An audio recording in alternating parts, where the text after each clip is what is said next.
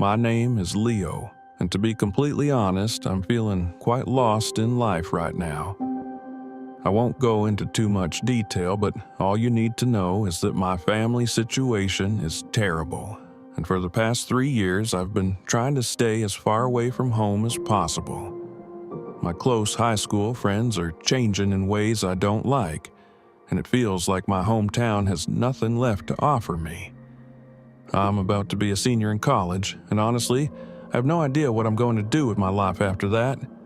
Enough with the sob story, though. I was in Berlin last year, probably searching for some sense of place or direction in life. I remember the name of the bar, Ruya. I was there alone, which isn't unusual for me. I was getting ready to leave when I realized my apartment keys were missing from my pocket. Just my luck. I stumbled out of the bar and started walking toward my apartment, but the building was all locked up, and it was way too late at night to get a replacement set of keys. I'm not sure what most people would do in a situation like this, but my first thought was to find a place to sleep. As if my luck wasn't bad enough, it started raining. Eventually, I decided to sleep under a nearby bridge. I didn't even know where I was, but at least I was out of the rain and safe, so I was content. As I was drifting off, I began to hear faint voices coming from across the river. I sat up and saw what looked like 5 men standing on the opposite side, along with a small boat tied off to the bank. They didn't seem to notice me. It took me less than a minute to realize I was witnessing a drug deal or something equally shady. My German isn't great, so I couldn't really understand what they were saying, but several briefcases and duffel bags were being exchanged, so I filled in the blanks myself. I thought about finding a new spot, but I didn't want to draw attention to myself by moving. I figured I'd just wait for it to be over, then leave. Suddenly, one of the men yelled something aggressively in German and pointed a gun at one of the other men. There was a brief moment of silence before the guy put his hands up and started talking really quickly. It looked like he was being set up. The other men stripped him of his clothing and started taking his belongings. I didn't feel safe there anymore, so I got up slowly to move. As I did, I heard one of the men shout something that roughly translated to, "There's someone there." I started running without even turning to look at them. They shouted more things at me, but the only words I could make out were, "Don't shoot." I ran until I threw up and nearly passed out from exhaustion and alcohol. They could have easily caught me, but they didn't. Sometimes I still think about how I could have lost my life that night if those men had decided to fire at me. Sometimes it feels like I'm fated to keep running forever. It was a typical Friday afternoon at my high school. I was walking down the hallway with my friend Emma, who was talking about who knows what. I was just trying to get through the day because I had a lot to deal with at home and at school. My foster parents weren't exactly the nicest people, to put it mildly. As we walked past the lunchroom, I suddenly needed to use the bathroom. I asked Emma if she needed to go, but she said no and that she would wait outside for me. I went into the bathroom and immediately noticed that no one else was there. I thought it was odd because out of all the bathrooms in the school, this one was usually packed at any given time. I shrugged it off and went into a stall.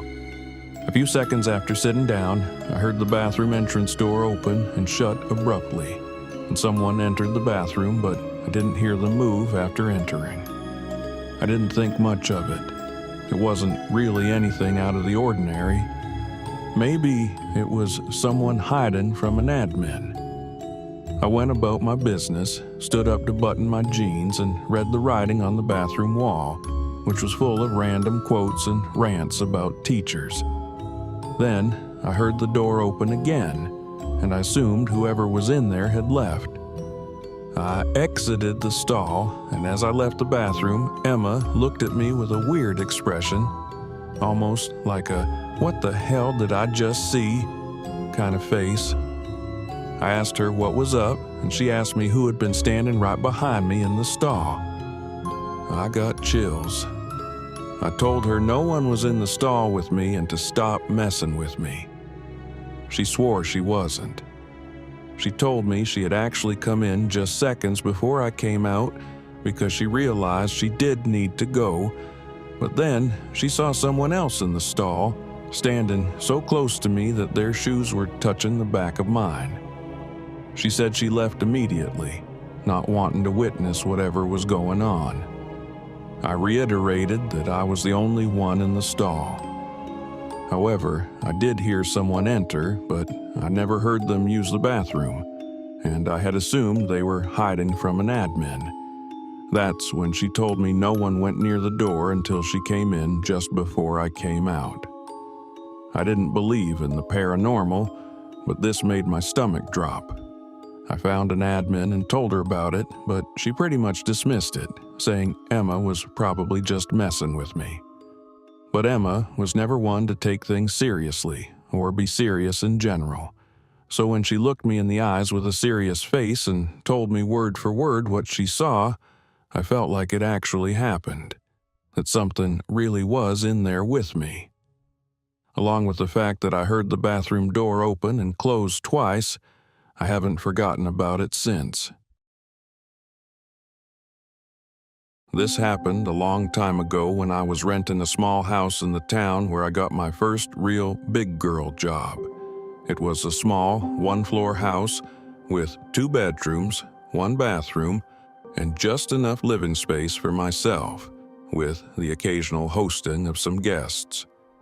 I'd been living there for a few weeks, and everything was fine. The landlord, who I'll just call Michelle, was really friendly and understanding. I think she rented to me because she didn't want a man renting her house.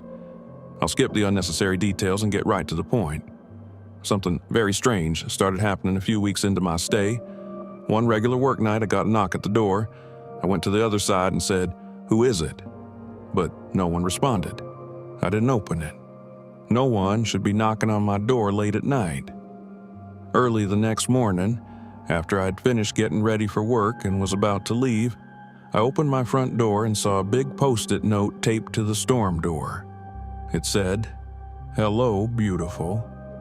I immediately remembered the knocks from the night before. It was undoubtedly the same person, but the big question was, who could it be? I crumpled the note in disgust and threw it in the trash, hoping and assuming it would be a one-time thing. But that night, I got another knock at the door, this time a little earlier while I was cooking dinner. I went over to the door, this time not saying anything, just listening. There was no peephole or glass to look through to the other side, so I had no way of seeing who was there without opening the door, and that wasn't going to happen since the storm door didn't lock. But this was the second night in a row, and I was beginning to realize this was some kind of stalker situation. I called my mom and dad to ask for advice, but they didn't really know what to say. My dad, who was a retired police officer, said that if I called the cops, they wouldn't be of much help unless they caught the person in the act. He advised me not to go outside late at night for a while, not to answer the door, and if it persisted, he would come to town and spend a few days with me. That was the advice I followed. The next morning, the first thing I did was check the storm door for another note, and part of me died inside when I saw yet another one stuck to the glass. This one said, "I like to watch you." I took a picture of it with my phone and sent it to not only my family but Michelle as well. I asked Michelle if she had any issues with certain men or any stalkers. She acted surprised and shocked when I sent her a picture of the note and told her about the knocks. She assured me she didn't have any stalkers and that she was in a long-term relationship, but I still wasn't entirely convinced. After work that day, I left a note on the door that read, "If you're looking for Michelle, she doesn't live here. She only rents this house out. If you continue to come here, I will report this to the police. Doing this gave me some comfort. I thought it would end things.